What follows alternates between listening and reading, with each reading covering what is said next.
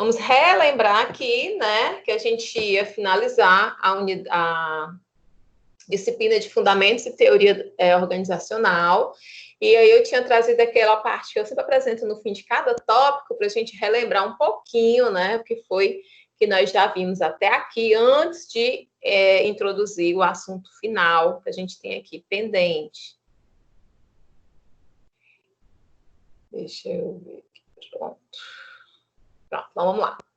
Então, a gente viu lá no tópico 1 da unidade 1 as principais influências e as funções do administrador. Eu lembro que eu apresentei para vocês a questão do ciclo PDCA, né, que dentro do livro ele traz isso aí como funções do administrador: planejar, executar, controlar e agir, né? A gente teve aí acesso aos principais conhecimentos cronológicos que contribuíram e influenciaram na construção da ciência da administração. A gente viu, por exemplo, como é que filosofia, a realidade militar, de igreja, como eles acabaram influenciando a atividade aí da administração, né? Também a parte aí científica, industrial, econômica, essa visão empreendedora. A gente sabe, por exemplo, que essa parte de planejamento, né, principalmente planejamento estratégico, ela está bem vinculada ela é bem inspirada, na verdade, né, nas estratégias militares. Não à toa, um dos livros mais conhecidos aí, falados e indicados para leitura, estou até lendo, que eu nunca tinha lido, já tinha comprado há um tempo, e eu nunca tinha lido, que é A Arte da Guerra, né? A Arte da Guerra é um compilado de regras, de instruções para uma guerra, para os militares, né? Mas que você pode trazer aí para questões de estratégias, por exemplo, na administração. Então, esse é um livro fácil de você encontrar para baixar. Ele não é um livro de texto, ele é mais um livro de tópicos, sabe? Então, ele é pequenininho, faço leituras, que alguém quiser baixar, depois eu posso até baixar e encaminhar aí para vocês. Estou já terminando. Ele traz algumas coisas bem interessantes, depois eu vou voltar lendo, grifando, coisa que eu não tenho coragem de riscar meus livros, mas esse eu vou ter, esse é o jeito.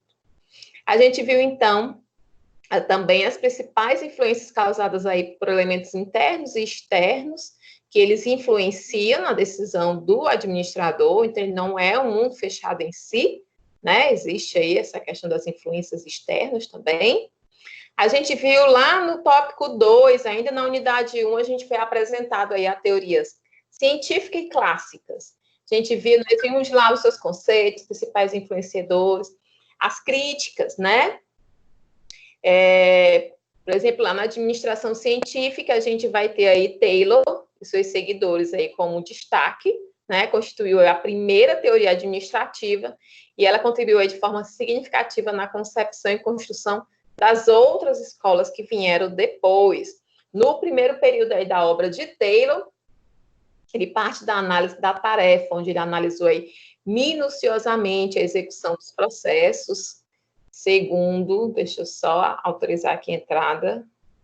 Boa noite, Ângela.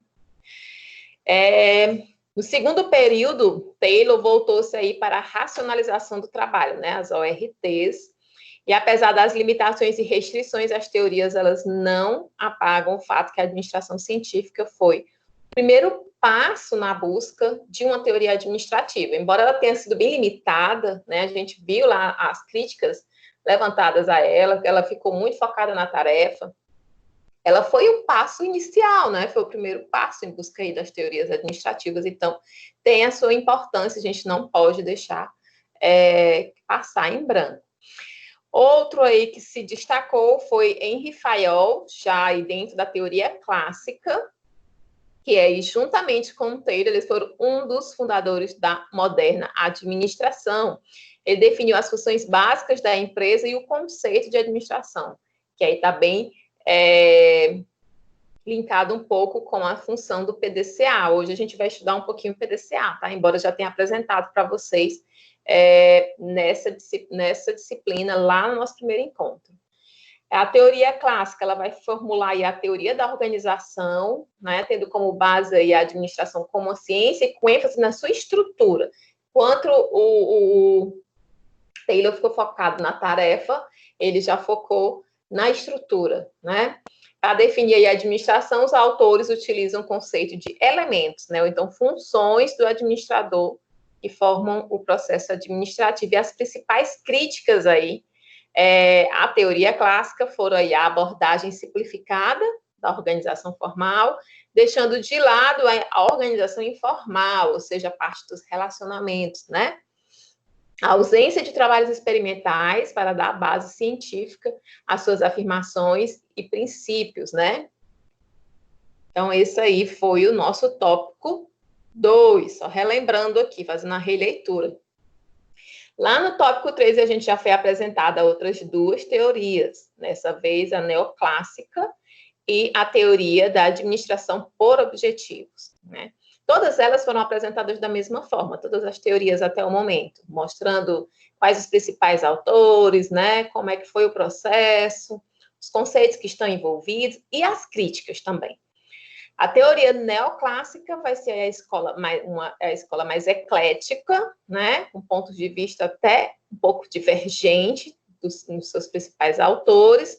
Tem como características marcantes, vamos lá, ênfase na prática da administração, faz uma releitura da teoria clássica, por isso, neoclássica, né?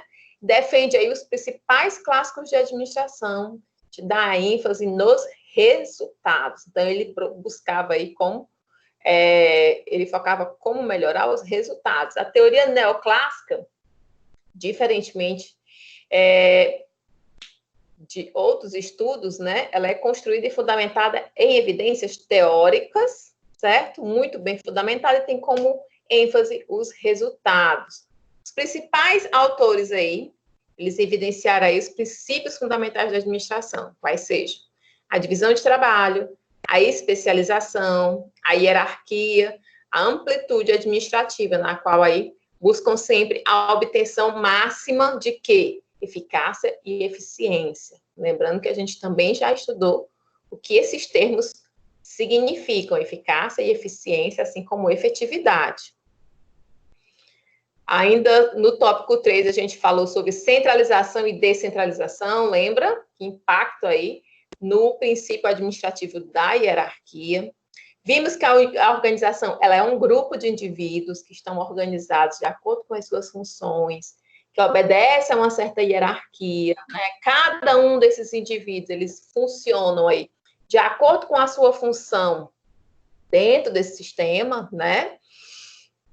A gente viu também a teoria da administração por objetivos, a APO, que se destacou aí, pois ela informa e difunde os princípios básicos de organização, como a divisão do trabalho, novamente a especialização, hierarquia, amplitude administrativa, certo? Só que aí ela ia mostrar, então, como elas impactam de forma significativa no processo de tomada de decisão e de gestão das organizações. Já lá passando para a unidade 2, né, a gente já começou a ter contato aí com a abordagem humanística, né?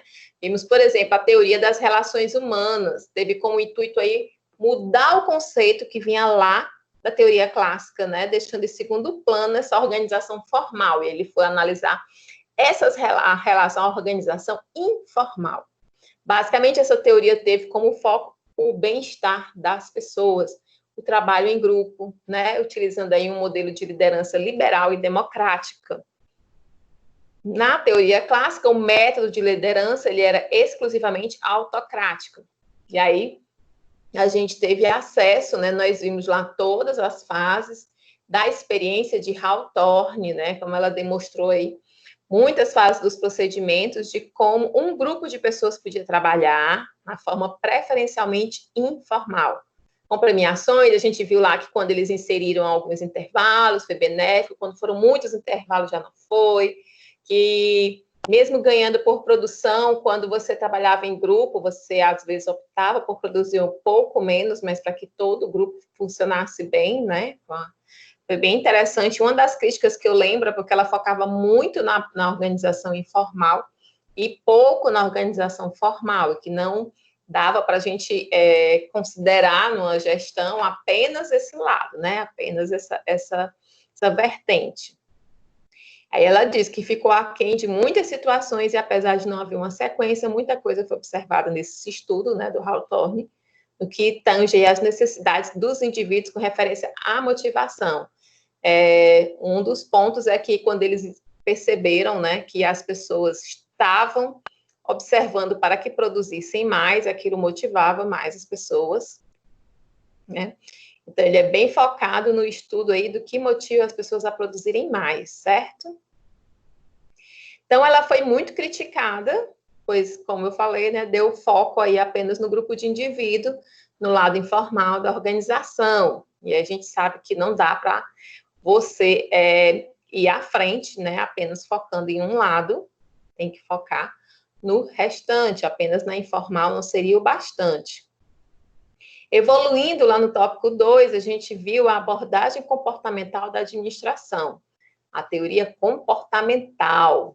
E aí, a gente viu como uma organização de decisão, a teoria trouxe aí várias ideias, né? Sendo aí as pessoas o foco das decisões, conforme as situações que aparecem a todos os instantes, buscando conhecer os conceitos motivacionais para promover qualidade no indivíduo, nas organizações. Eles também tinham uma constante busca aí dos resultados e com necessidades, e tentavam preencher necessidades primárias, né? Benefícios, salário, segurança. A organização busca, então, realizar as necessidades também secundárias e, assim, garantir o bem-estar das pessoas. Acho que foi aqui que a gente viu lá a pirâmide de Maslow, né, que eu trouxe para vocês, até uma outra imagem com informações já compiladas dentro dessa imagem, mas resumidas. A teoria do desenvolvimento organizacional uniu aí o homem à organização, a fim de buscar aí um crescimento ordenado, unindo as ideias aí de ambas as partes, tanto do homem quanto da organização, com a aplicação de provocar motivação entre os colaboradores, recebendo aí oportunidades a fim de liberar a criatividade. A teoria do desenvolvimento organizacional, ela busca, então, a interação da organização e do indivíduo, né, pois o envolvimento mostra que esse modelo de administração, ele realmente apresenta uma melhora na qualidade pessoal, né, e a eficácia e eficiência em toda a organização, principalmente com relação ao bem-estar do colaborador. Todos eles tiveram críticas, tá, gente? É importante vocês compreenderem como se formam, por que se formam as novas teorias, né? Que elas sempre vêm a fim de melhorar algo que já está exposto. Vocês prestaram atenção nisso. A gente sempre observa que depois que a gente termina de estudar uma teoria e vê a análise crítica dela, a próxima vem mais no sentido de tentar preencher as lacunas que a outra deixou, né? É importante, então, vocês compreenderem como ela se comporta dentro das suas limitações. Essas são as críticas, né? Então, se ela é muito focada num ponto, ela não é totalmente excelente. Então, as críticas vão ser exatamente por ela não estar conseguindo abranger uma diversidade maior, né? A gente viu lá que a teoria, a gente conheceu também a teoria burocrática, a teoria estruturalista. A gente conheceu muita teoria, não foi? A burocracia foi apresentada aí para organizar a empresa e seguir algumas normas. A gente viu que o modelo burocrático recebe críticas, por às vezes ser muito moroso, muitos papéis. Você imagina uma situação um tanto caótica, um tanto de tentar, vamos dizer assim, atrapalhar no sentido de não permitir isso, fazer demorar tanto que a pessoa desiste. Mas a gente também viu que a burocracia, ela tem, sim, muitas vantagens, tem sua importância e é necessária. A questão está aí na dosagem, né? Para que isso não se torne um obstáculo, para que venha a ser mesmo algo para ajudar a fluir de forma organizada. O modelo burocrático, ele ganhou força aí pela sua simplicidade e limitação das escolas anteriores. Veja aí, então, mais uma vez, vem tentar tapar o buraco, principalmente a clássica e a comportamental. O objetivo era adotar um modelo gerencial formal, né, com impessoalidade e profissionalismo. Lembra que a gente bateu bastante nessa tecla da formalidade, impessoalidade e profissionalismo, utilizando as características de legalidade, formalidade, hierarquia, rotinas pré-estabelecidas. Ele focava bastante na questão do processo, né?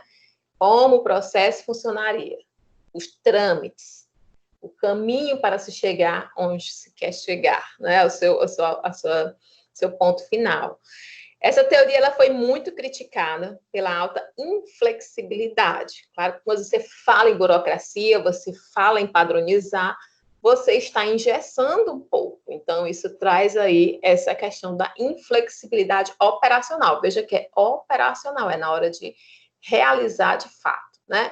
Pois ela era muito exagerada aí ao apego das normas e regulamentos, e havia uma grande dificuldade de promover mudanças quando eram necessárias. A gente viu também que cria um ambiente mais autoritário, né? E que algumas pessoas se sentem menos motivadas a inovar, por exemplo, né? Era uma das críticas aí com relação à teoria burocrática. A teoria estruturalista, ela surgiu aí para minimizar os problemas da teoria burocrática. Tendo um conceito mais aberto, né? Teve contribuições aí da teoria clássica e da teoria humanística, motivando o homem a desempenhar vários papéis dentro da organização. Então, a estruturalista aí, ela procurava integrar um equilíbrio entre a organização formal e a informal. Vocês veem como é difícil, gente, conseguir uma só que abranja a organização formal, a organização informal, toda essa parte de análise de relações humanas comportamental, para tentar motivar as pessoas. E o interessante é porque, se vocês analisarem, eu falo para vocês desde o primeiro dia de aula, a gente vai estudar principalmente como lidar com pessoas. A gente pensa que a administração de empresa são números, não, a gente vai aprender como lidar com pessoas. Todas essas teorias, você pode observar, o foco maior é que a instituição se torne eficiente e eficaz. E a gente vê que, para isso acontecer, eles vão tentando alterar, né, ou compreender como melhor tratar esses grupos, esses indivíduos, né, seja através do lado da clássica, que fez a questão da utilização dos espaços, das máquinas, né, onde o homem ficar no meio disso tudo, seja lá com as experiências de Hawthorne, mas está sempre buscando aí como melhor gerir essas pessoas para que elas façam de uma empresa mais eficiente e eficaz. Ainda sobre a teoria das relações humanas, teve aí um intuito de mudar o conceito da teoria clássica, deixando em segundo plano a organização formal, né? Basicamente, essa teoria teve aí como foco o bem-estar das pessoas, o trabalho em grupo, utilizando o modelo de liderança liberal e democrática. Na teoria clássica, o método de liderança era apenas exclusivamente autocrático. A experiência de Hawthorne demonstrou, então, muitas fases dos procedimentos de como um grupo de pessoas podia trabalhar na forma preferencialmente informal. A gente viu que esse foi um também dos resultados, que as pessoas se sentem melhor num ambiente um pouco mais informal, né? Isso me faz lembrar o meu marido. Meu marido, eu tenho uma tia que ela é muito formal em tudo. Ela diz assim, eu não gosto de ir para casa daquela mulher, parece que eu estou indo, assim, para um evento que eu não quero ir, para um trabalho, uma coisa assim. Então, é nesse sentido. As pessoas se sentem melhor num ambiente um pouco mais informal. No entanto, a teoria das relações humanas, ela ficou aquém de muitas situações, né? Muita coisa aí, embora não teve a sequência lá dos estudos, né, do Hawthorne, eles conseguiram observar aí o que tange as necessidades do indivíduo, a motivação, a satisfação no ambiente de trabalho. Outra coisa analisada também foi o ambiente de trabalho, a gente viu aqui, né, em todas as teorias. E aí a das relações humanas foi muito criticada, porque teve esse foco muito grande aí no grupo de indivíduos, no lado informal da organização. E aí, gente, a gente finalmente chega no objetivo da aula de hoje. A gente viu muita teoria até agora, né? Vimos muitas, científica, clássica, organizacional, relações humanas, comportamental. Eu sugiro, se vocês quiserem realmente questão de metodologia de estudo, né? O que é que dá certo comigo, eu posso passar aqui para vocês. Cartões. Não sei se vocês conhecem, mas vocês podem fazer com caderno. Eu outro dia encontrei eles já prontinhos, até utilizei no dia da minha apresentação na minha defesa do mestrado, né? Então, eu gosto sempre de tentar colocar numa folha só, apenas na frente, né? Todas as informações sobre um assunto. Então, por exemplo, tudo que eu preciso da teoria clássica, colocar nele. Que eu olho e já identifico, né? As palavras-chave, aquilo que é o principal. Por isso que é importante, eu sempre falo isso para as minhas filhas, estudar para dar certo, para você não esquecer, é compreender. Você tem que entender, enxergar os mecanismos que faz aí a roda girar. Ou seja, a gente já percebeu aqui que a todo momento eles estão tentando identificar como fazer esse homem ficar mais produtivo. Seja aí a questão das relações. Então, eles estão sempre analisando relações com outras pessoas, relações com a produção e relação com outra pessoa, quando eu falo com os colegas de trabalho. Relação com o seu meio de trabalho, relação com os seus equipamentos, com o seu ambiente, e relações com a sua chefia. Quase todas as teorias, elas falam sobre isso. Então, você vai tentar focar nisso, por exemplo, teoria clássica.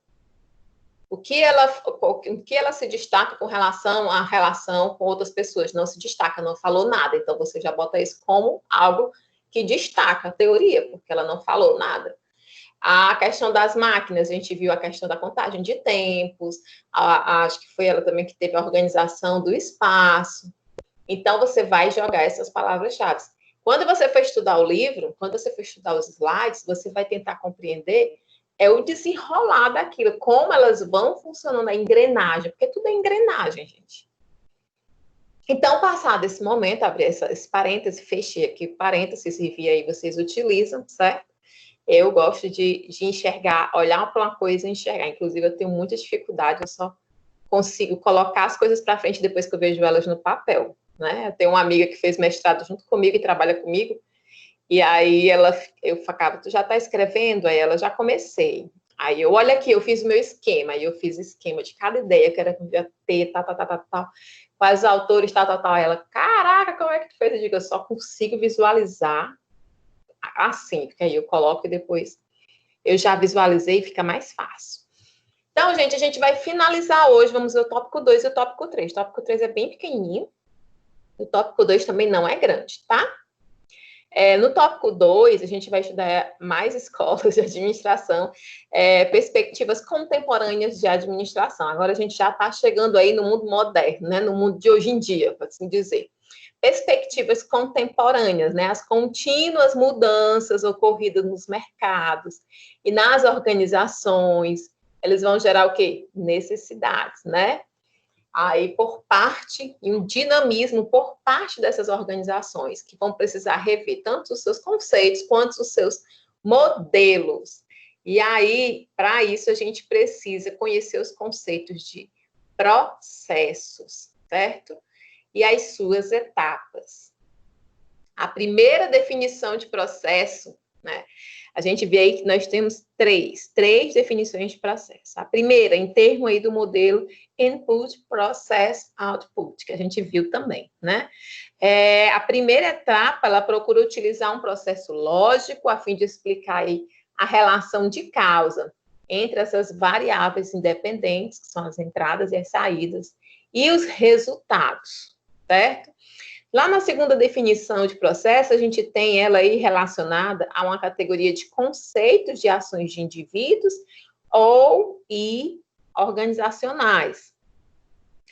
Na terceira definição de processo, ela destaca a sequência de eventos ou atividades que vão descrever como as coisas mudam no tempo, né? Ou representam um padrão de transição aí cognitiva em relação a uma entidade. E aí a gente é apresentado a teoria do desenvolvimento, que lá não, né? Um dia desse, a partir de 1962, um dia desse, minha mãe nasceu em 1960, jovenzinha, toda para frente. Então, vai surgir aí a abordagem do desenvolvimento organizacional, acompanhando a evolução das teorias organizacionais, somado aí a uma preocupação em relação ao quê? Em relação a fomentar ao gestor ferramentas que fossem capazes de avaliar o desempenho não apenas da organização, agora também do próprio administrador. Então, a gente falou muito em avaliar aí os gestores, que era isso, era aquilo, né? Aliás, os empregados, agora também o gestor. A teoria do desenvolvimento é considerada, então, democrática, participativa e voltada para a administração de pessoas, sendo aí que a sua abordagem ela vai receber influências de vários autores e é considerado um desdobramento da teoria comportamental em direção à teoria sistêmica. Então, a gente já sabe que ela é um desdobramento da teoria comportamental. São características que você tem que colocar lá. Outra coisa, democrática, participativa e voltada para a administração de pessoas. Outra coisa que a gente viu lá antes disso, né? Ela foca não apenas em avaliar o trabalhador, mas também o administrador. Então, essas são aí as características da teoria do desenvolvimento. E aqui, então, o processo aí de definição, o processo de definição de processo é ótimo, né? O diagrama aí do processo ai meu Deus, do desenvolvimento organizacional, né? A gente vai ter aí pesquisa de ações direcionadas à eficácia organizacional, a formação e a atuação de equipes multidisciplinares, com algo importante, o desenvolvimento de pesquisa com entrevistas e feedback, e produtividade e qualidade de vida no trabalho. Todas essas etapas aqui linkadas à teoria aí do desenvolvimento organizacional. Dessa forma, ele vai ser um esforço conjunto, sempre apoiado aí pela alta direção. Tudo que você for fazer dentro de uma empresa, para conseguir fazer, você tem que ter apoio da alta direção. Não acontece nada, está só trabalhando à toa. Nem vá atrás, porque não vai dar certo. Visando melhorar os processos de resolução de problemas dentro da organização e sempre utilizando aí um método mais eficaz e colaborativo. Veja, foca aí na colaboração em relação aí à administração geral e à cultura organizacional. Então, conjunto, esforço conjunto. Veja as palavras-chave, né? Apoiado pela alta direção, é colaborativo, é isso? E tem foco aí na questão da relação com a cultura organizacional. Entende-se aqui por cultura organizacional como sendo o conjunto de hábitos, crenças, valores e tradições, interações e relacionamentos sociais típicos da organização. Então, são todas essas relações aí típicas, né, dessa organização. É aí que a gente vai ver como é que está, por exemplo, a questão ética da empresa, né? Como é que são a questão dos valores, quais são os valores imputados aí, indicados e cobrados, certo? As organizações, elas podem optar aí por um programa de desenvolvimento organizacional, porém, vale destacar que o programa, ele deve principalmente, certo? Ele tem que evidenciar a criação de um senso de identificação das pessoas em relação à organização. Vocês estão vendo alguma semelhança com alguma coisa assim atual? Né? Isso é que se fala muito. Por exemplo, ontem eu estava lendo um texto rápido em que a pessoa falava assim, interessante, falava sobre desemprego, né? Agora. Aí ela falava assim, quando todos estavam empregados, você é colaborador, né? São os colaboradores. Agora, quando é para demitir, aí é o trabalhador, porque antigamente só usava a palavra trabalhador, né? E aí começou a ser trocado por colaborador.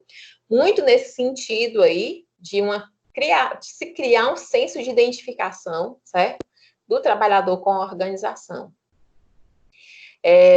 Visando sempre buscar a motivação, o comprometimento e compartilhamento. Você não tem apenas que se comprometer com os objetivos, daquela empresa. Mas também você precisa compartilhar, você precisa trazer para a sua realidade, né? Esses objetivos, que aí apresentam-se como comuns, né? Ou seja, os objetivos da empresa, eles também podem ser os seus. Que à medida que você ajuda a empresa a crescer, você cresce também. Você cresce junto. O aumento de lealdade, além do desenvolvimento do espírito de equipe, aí por meio da integração e da interação das pessoas, né? E o aprimoramento da percepção comum sobre o ambiente externo, a fim de facilitar a adaptação de toda a organização. Então, gente, esse aí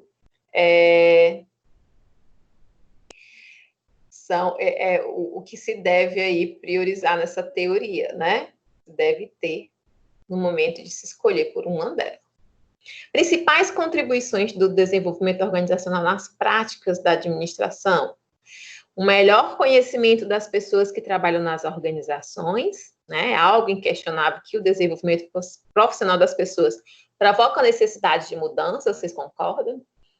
O desenvolvimento profissional provoca a necessidade de mudanças? Eu acredito que sim. Né? Inclusive, às vezes, surge até a necessidade de você mudar de profissão. Né? Conhecimento do efeito das mudanças sobre as pessoas, né? As mudanças organizacionais podem provocar aí o real efeito sobre as pessoas, conforme é esperado. Conhecimento das causas das resistências às mudanças. É preciso você conhecer aí por que existir, né? Embora as causas possam ser as mais variadas, existem algumas situações que se mostram como mais influentes na geração de resistência. Até precisa identificar quais são essas. E aí, claro, né? Tentar sair dessa realidade. Você primeiro conhece para depois mudar, né? A gente aí pode destacar, então, que a abordagem do desenvolvimento, da teoria aí do desenvolvimento organizacional é essencialmente pragmática, né? Ela é prática, trabalhando sobre e a partir da realidade da organização para garantir as mudanças desejadas. Então, veja aí, as mudanças, elas vão ocorrer em cima da realidade da organização, ok? Então, ela vai se adequar a cada realidade, não é isso? A pesquisa de ação, é por isso que tem a pesquisa, né? Tem a função aí, por função. A pesquisa é um tipo de pesquisa que não se limita a descrever uma situação, problema na organização em exame. Então, ela não vai apenas descrever, né? O método da pesquisa em ação, ele não tem uma forma rígida, ou seja, para cada empresa, cada realidade vai ser um passo a passo a ser seguido, ele não tem. O seu desenvolvimento está aí diretamente ligado à situação e à organização, ou seja, não é apenas a organização, mas o momento em que a organização está. Cada momento vai demandar algo diferente. Assim, os procedimentos e as etapas, elas podem variar. Em geral, esse tipo de pesquisa abrange aí fatos mais delimitados e seu maior objetivo é produzir novas informações, estruturar conhecimentos e delinear ações. Por que eles querem saber tudo isso? Porque a gente viu bem aqui, ó, a abordagem do DO é essencialmente pragmática, trabalhando sobre a partir da realidade organizacional, para quê? Para garantir as mudanças. Então, primeiro, conhece, né? A pesquisação é para isso. Conhece-te a ti mesmo, não é isso? Inclusive, tem uma frase sobre isso lá acho que na Arte da Guerra. Consegue-se mais quem sabe, né? Se conhece, sabe as suas fraquezas, né? A gente viu isso um pouco em psicologia lá e foi muito interessante. E aí, gente, propostas de processos de treinamento e pesquisação. Aí tem um passo a passo, né? Os passos a seguir. Nós temos aqui uma participação significativa, treinamento, ação do outro lado. Começa aí com orientação, aí vem a contratação, a identificação de problemas e oportunidades, as aspirações, uma análise, começa então a experimentação, vamos experimentar, resultado da análise, E aí começa-se a planejar o programa, implementa o programa, e aí você pode reiniciar, até para ver se esse programa ele está dando certo. Nós estamos falando aqui de partir para a ação, certo? Partir para a ação, para quê? Lá o que estava dizendo naquele slide, para ajudar a empresa a atingir as metas, né, a partir da sua realidade. O embasamento aí nos modelos de seleção natural, e agora a gente já está mudando, vamos falar aqui um pouquinho sobre abordagens, ecologia populacional, escolha estratégica e determinismo. Aí ele vai falar um pouquinho, gente, sobre a questão da seleção natural. Não sei se vocês todos aqui gostavam de biologia na escola, né? De ciências. Ele vai fazer uma correlação aí. Ele vai dizendo, o embasamento nos modelos de seleção natural da ecologia, né, ou então da natureza, está focado nos aspectos estruturais do ambiente. O modelo de ecologia populacional, ele vai buscar, então, explicar as mudanças na organização a partir da análise da natureza e da distribuição dos recursos do ambiente. Guarda essa informação aí. Olha.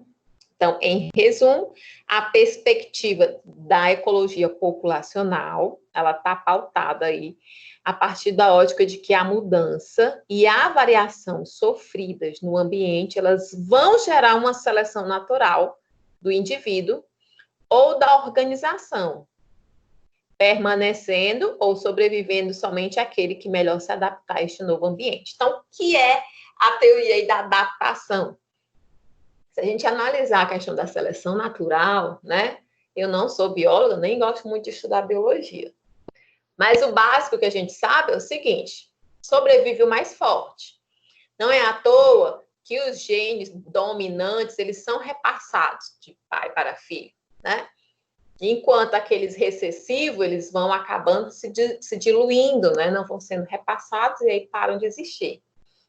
É por isso, por exemplo, que algumas espécies nascem com algum problema e elas não sobrevivem, e elas acabam morrendo porque não conseguem se adaptar ao ambiente. Então, nós somos quem somos hoje, né? Nós só estamos vivos hoje porque nós conseguimos nos adaptar a cada fase do mundo, né? Aí eu estou falando climática, né? Do mundo, até chegar onde estamos hoje. Toda essa nossa evolução, por exemplo, eu acho que vocês não vivenciaram isso, mas vocês sabiam que até pouco tempo atrás, quando os bebês nasciam, eles nasciam de olhos fechados, eles passavam alguns dias em casa sem conseguir abrir os olhos? Gente, eu fico passada, porque eu vi o meu sobrinho, que eu não tenho sobrinho, é doido. O meu primo, é porque ele nasceu quando eu já tinha uns 12 anos, então é quase um sobrinho. O meu priminho, quando ele nasceu, foi assim. Então, quando eu nasci, foi assim. Certo? A gente nascia e a gente não abria logo o olhinho. Hoje a gente já está lá, o fotógrafo dentro da sala, né, de parto, para tirar foto. Então, a gente vai se adaptando. Ele está dizendo aí que assim como nós fazemos isso na natureza, assim como a natureza faz isso, né, nós somos nós, é a natureza que faz, as organizações também. Então, o mundo dos negócios, o mundo empresarial, ele vai fazer essa seleção com as empresas e cada empresa com os seus funcionários. É isso que ele está dizendo, ele diz aí. A mudança e a variação sofridas irão gerar uma seleção natural do indivíduo ou da organização, permanecendo ou sobrevivendo somente aquele que melhor se adaptar a este novo ambiente. Por isso que hoje em dia se fala tanto em quê? Inovação. Fala-se muito em espírito empreendedor, né? Para quê? Como foi dito lá no início desse tópico, o mundo está mudando muito rápido. As mudanças, né, tecnológicas, elas recaem, elas têm efeitos sobre o nosso comportamento, e comportamento é essencialmente o que nós buscamos controlar, né, de alguma forma, para vender, né, nas empresas. Então, essa abordagem aí que é trazida aqui, apresentada para vocês. E aí também tem a abordagem biográfica. Ela tem a sua preocupação central no levantamento e no entendimento mais amplo e profundo dos processos pelos quais passaram ou passam as organizações. Enquanto na ecologia populacional, ele relatava que aquelas empresas iriam sobreviver ou não, né, a partir da adaptação ao seu ambiente. Aqui, eles se preocupam em levantar e compreender de forma ampla e aprofundada, né, o momento em que as organizações estão passando. Uma organização, como qualquer outro sistema, pode ser explorada como um sistema contínuo, com um passado, um presente e um futuro. Não é isso? Uma teoria perfeita deve levar aí em consideração, então, a história e o futuro da organização para se ter conhecimento do presente. Então, você precisa analisar o passado para compreender o presente e poder traçar o futuro dessa organização. A abordagem biográfica aí, Kimberly e Miles, como autores aí, ela é formada, então, por pesquisas de campo em organizações que são recém-criadas ou jovens. Formada por pesquisa nessas organizações, né, o estudo da biografia e história aí, da organização, ela é pautada no ambiente interno e externo da organização. Vem a fornecer aos pesquisadores, então, informações também chamadas aí de insights teóricos sobre o desenvolvimento. Você sabe o que são insights, gente? A gente teve aula de psicologia, eu acho que a gente não falou sobre insight. Insight, você já assistiu um desenho animado? Não sei se um desenho animado de hoje em dia tem, mas você assistiu um desenho animado e, de repente, o personagemzinho do desenho, ele tem uma ideia, aí dá, assim, aquele estalo na mente. Eita, isso, aí acende aquela lâmpadazinha, né, aqui, amarelinha, acendendo. Pronto, aquilo é um insight, certo? A gente na psicologia, toda da psicologia, né? A gente, quando vai fazer terapia, um dos objetivos é que o terapeuta consiga fazer com que nós geremos os nossos insights, né? Os nossos cliques no cérebro. Se a gente não tiver por nós mesmos, a gente não aceita. Então, a empresa, né, ela também aí já dentro dessa abordagem biográfica, que ele chama também histórica, né, ela vai analisar a empresa interna e externamente, para quê? Para fornecer informações, que eles vão chamar aí de insights teóricos, a respeito do desenvolvimento da organização. Eles vão compreender aí como é que está esse desenvolvimento. Mas você pensa que é só isso? Não. Também temos aí a abordagem contextualista, aí de Pettigrew, é isso? Destaque aí como autor nessa abordagem. Ele concluiu que, a estudar as mudanças estratégicas em tempos de incerteza, como hoje, né, os indivíduos em posição de liderança, eles fazem diferença. Então, para esse autor, né, ele acredita que os líderes dessas empresas, dessas organizações que estejam no momento de crise, serão eles os fatores determinantes a ajudar essa organização, né, a sair da situação em que esteja e conseguir alcançar seus objetivos. Nos seus estudos, ele procurou contextualizar as maiores transformações das organizações nas ligações aí entre o conteúdo da mudança, o contexto e o processo. A sua observação central era pautada no comportamento da organização. Conteúdo da mudança, contexto e processo, gente, conteúdo é o que ela é, o contexto é em que realidade ela se deu, e o processo é como ela se deu, né? Como ela foi acontecendo. E dessa forma, quando nós juntamos os três e levamos em consideração as condições internas e externas, a gente tem aí essa estrutura aí de pesquisa, certo? Contexto, conteúdo e processo. É interessante porque agora que eu estou analisando isso daqui, fazia um tempo que eu não estudava isso aqui, no mestrado que eu fiz, a abordagem, a metodologia, né, foi a avaliação em profundidade. É interessante porque, assim, o mestrado que eu fiz, é em políticas públicas. E aí você, Marcela, o que é políticas públicas? É toda vez que o Estado precisa agir, né, para tentar aí, trazer justiça social, igualdade social, mobilidade social à sociedade, certo? Então, saúde, educação gratuita, tudo isso são políticas públicas. Só que, dentro do programa que eu fiz, a gente vê exatamente como a gente vai avaliar, que é o que nós estamos fazendo aqui, eles estão fazendo levantamento, né? Eles vão analisar interna e externamente a partir do contexto, o conteúdo e o processo. A metodologia que eu utilizei de avaliação de políticas públicas foi a desenvolvida pelo meu programa, né? Que é a avaliação em profundidade. E eu estou falando isso porque ela pode ser utilizada dentro de uma organização. Porque o objetivo é avaliar o que foi feito, quais os resultados, e dali a gente consegue enxergar também o que a gente precisa melhorar, aperfeiçoar, né? Tanto que eu estava organizando um evento aqui em Acaraú, no IFCE, para acontecer agora em agosto, que não vai dar certo, né, por conta da pandemia, porque o campus vai comemorar 10 anos, e eu ia chamar o reitor do IFCE para a gente fazer esse processo de apresentação dos resultados, porque a gente avaliou políticas do IFCE. Então, eu ia estar fazendo, eu praticamente fiz uma consultoria, então é isso. E aí, se eu analisar a metodologia que eu utilizei, a avaliação em profundidade, ela tem quatro vertentes que você analisa: conteúdo, contexto, ai meu Deus, que coisa feia, espectro territorial, qual era o último? Não vou lembrar agora, trajetória institucional, pronto. Eu fiz a partir da análise de 3 vertentes.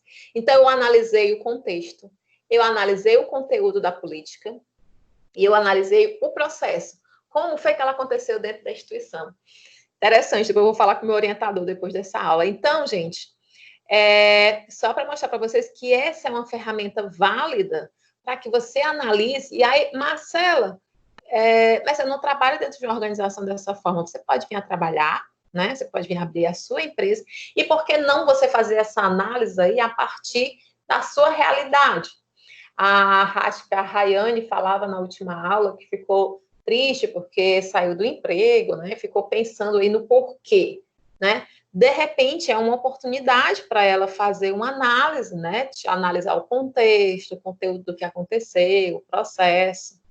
Gente, todas essas coisas que a gente está aprendendo aqui, vocês podem levar para a vida pessoal de vocês. Não vão pagar coach caro para ficar dizendo que vocês já estão aprendendo aqui, tá? Então, a teoria administrativa, ela tem aí pouco mais de 100 anos. Ao longo dos anos, ela passou por grandes transformações e agora enfrenta a forte turbulência de quê? Da era da informação, cheia de desinformação, né? Sendo aí que na era da informação, o capital financeiro cede o trono para o capital intelectual, fortemente influenciado pelo impacto provocado aí pelo desenvolvimento tecnológico e pela tecnologia da informação. Então, nós vimos todas essas teorias aí, ele está dizendo que faz pouco mais de 100 anos, né? Então, aí é uma jovenzinha, essas teorias são jovens, né? Se a gente pensar em mundo, em tempo de mundo, de capitalismo. E ela vai enfrentar agora novos desafios, porque nós estamos numa época jamais vista em que as coisas mudam numa velocidade aí também que às vezes é difícil você acompanhar, né, a velocidade. Então, quais são os principais desafios na era da informação para as empresas? A primeira delas é o conhecimento, né? A nova economia é uma economia do conhecimento, graças à TI. No entanto, o conhecimento é criado por pessoas, apesar da inteligência artificial e de outras tecnologias da informação. Vocês sabiam que, por exemplo, inteligência artificial, fala-se muito, a gente já viu alguns filmes de ficção total, né? Que eles vão tomar conta, com o Exterminador do Futuro, né? Skynet aí. Mas você sabe que até para conseguirem configurar a inteligência artificial para ela te responder de alguma forma, antes ela tem que ser treinada por pessoas. Então, não importa, a máquina ela pode substituir movimentos, né? Mas a capacidade de pensar e inventar, não. Vocês viram naquele dia a Alexa, né? Apresentei para vocês. Ela é ótima, mas tem hora que ela buga, porque eu faço as perguntas, ela não consegue pensar por ela mesma. Ela diz assim, não consigo entender. Por quê? Porque ela não foi programada para isso. Então, é isso que ele traz aí, tá? O outro ponto é a digitalização. A nova economia é uma economia digital, né? A nova mídia é a internet, e a informação está em formato digital aí, em bits. Aí vocês devem ter mais familiaridade do que eu. Então, a TI, ela permite trabalhar um incrível volume de informações comprimidas e transmitidas na velocidade da luz. E a infraestrutura está substituindo a estrutura tradicional, a infoestrutura. Realmente, hoje em dia, não existe mais, por exemplo, meu cartão do banco, eu ainda sou bem analógica. Meu cartão do banco, acho que tanto eu passar álcool em gel nele nessa quarentena, ele deu pau. O chip não prestou mais. Aí eu tive que pedir um outro cartão e agora eu estou fazendo toda a transação pelo meu celular, por exemplo, né? Então, antes, para fazer tudo isso que eu tenho que fazer, né, eu precisava de um monte de papel, hoje não preciso de papel nenhum, né? Pagar uma conta, nem preciso de papel. Então, gente, isso é uma transformação, né? E é um desafio aí. A terceira é a virtualização. Marcelo, é um desafio em que sentido? É um desafio, gente, porque a gente vai ter que se moldar a essa situação, senão a gente vai perder em competitividade. A gente vai deixar de ser visto, a gente não vai atender na mesma velocidade que os outros que se adaptaram conseguem. A gente viu isso agora com a pandemia, as pessoas correndo as áreas, áreas de TI, atendimento a cliente, desenvolvimento de sites, tudo que é interligado aí a e-commerce, eles estão contratando bastante, porque não estavam preparados para a era da informação. Muitas empresas ainda não estavam totalmente alocados dentro da internet, tiveram que fazer isso da noite para o dia. Então, isso aí é um desafio, certo? O outro é a virtualização. Na transformação da informação analógica para digital, as coisas físicas podem tornar-se virtuais, como a empresa virtual, escritório virtual, agora a gente está vivendo isso, né? Emprego virtual, congresso, tudo hoje em dia está sendo virtual, inclusive nossa aula presencial é virtual. Um outro é a molecularização. A nova economia é uma economia molecular. A antiga corporação foi desagregada e substituída por moléculas dinâmicas e grupos de indivíduos, né, e entidades que foram a base da atividade econômica. Um outro desafio é a integração de redes interligadas. Eu tô baixando aqui a cabeça, gente, porque eu estou tentando enxergar com a letra bem pequenininha, tá? A nova economia é uma economia que interliga em redes, né? Integrando aí moléculas em grupos que são conectados a outros para criar as riquezas.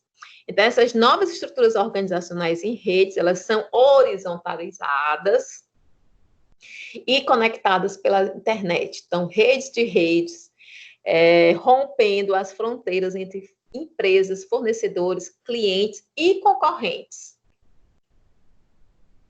Essa era da informática, essa era da informação, menino, meu pai trouxe um rebuliço, como diz.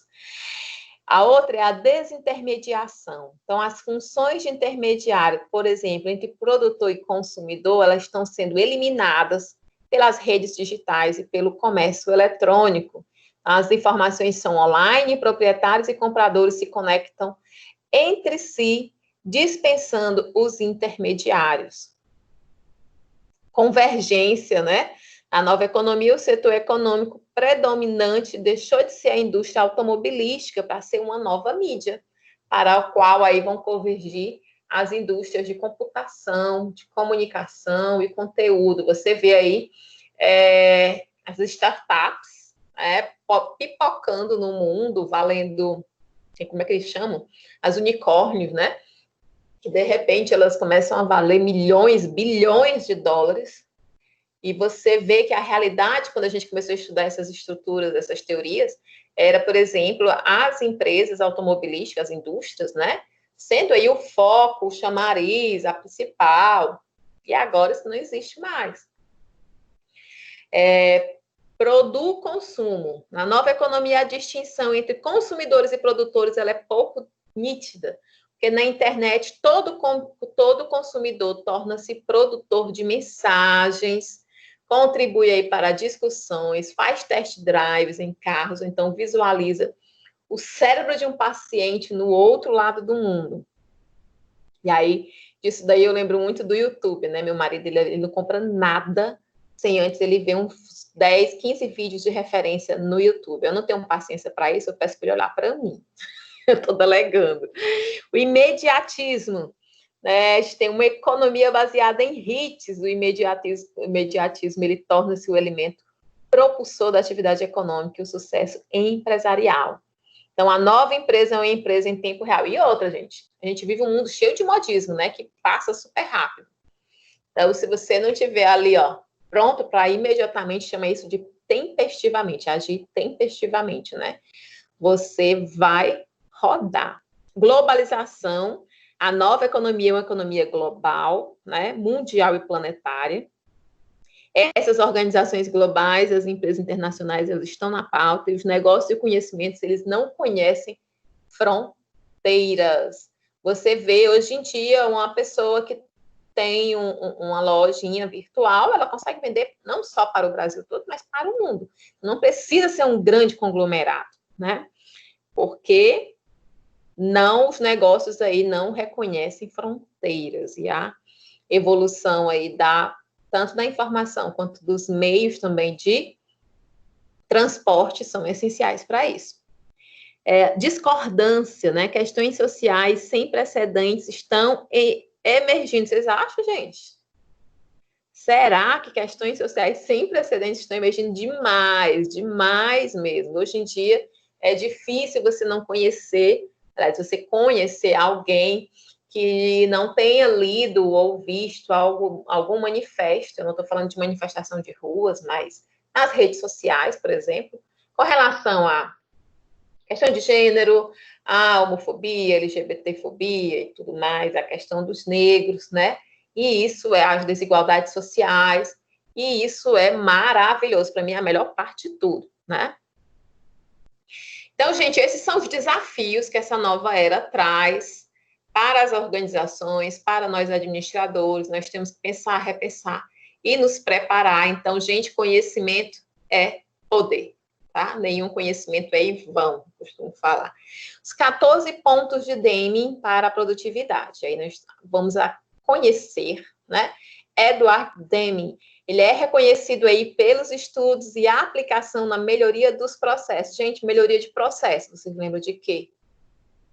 Eu disse que a gente ia falar hoje disso. A gente lembra de PDCA. PDCA, ela é uma ferramenta de melhoria de processo contínua, né? Então, ele é reconhecido por esses estudos. Lá nos Estados Unidos, ele fez isso durante a Segunda Guerra Mundial. Porém, o seu trabalho de grande destaque aconteceu mesmo no Japão, onde, a partir de 1950, ele ensinou a altos executivos como melhorar o projeto e a qualidade dos produtos. Deming é conhecido e considerado um dos estudiosos que gerou o maior impacto sobre a indústria e a economia japonesa do século XX. Vocês sabem, né? Inclusive, o Bolsonaro utilizou isso aí na sua candidatura, né, à eficiência do Japão nos seus modos aí produtivos. As ideias de Deming sobre qualidade, a gente vai começar a falar um pouquinho agora sobre qualidade, certo? Foram construídas sobre a base de uma corrente de fornecedores e clientes em cada um dos estágios dos processos. Esse conceito aí de fornecedor e cliente, somada à adesão da alta administração, gerou uma nova forma de gerenciar os processos e desencadeou uma filosofia de qualidade amplamente praticada nas empresas japonesas e que passou a ser denominada de qualidade total. Acredito que vocês já devem ter ouvido falar. Então, eu trago aqui para vocês, tem lá no livrinho de vocês, tá? Isso aí. O Edward Deming morreu um dia desse, né, gente? 1993, o caba durou 93 anos. Deus me ajude a durar tudo isso. Ele desenvolveu os 14 pontos que descrevem o que é necessário para uma empresa sobreviver e ser competitiva. Vamos conhecer? Vocês querem conhecer esses 14 pontos? Vamos ver se é bom mesmo. Primeiro deles, né? Criar e publicar a todos os funcionários uma declaração dos objetivos e propósitos da empresa, A gerência deverá demonstrar constantemente o seu comprometimento para com essa declaração. Isso é o seguinte, a gente faz um planejamento estratégico, né, das empresas e a gente coloca quais são os objetivos estratégicos, o que é que eu busco. E para você conseguir alcançar, você estabelece um plano de ação com metas, né? E para que isso dê certo, a equipe, ela precisa conhecer, ela precisa internalizar quais são, para quê? Porque todo dia quando ela for trabalhar, ela sabe que vai estar ajudando um pouco a alcançar aquela meta.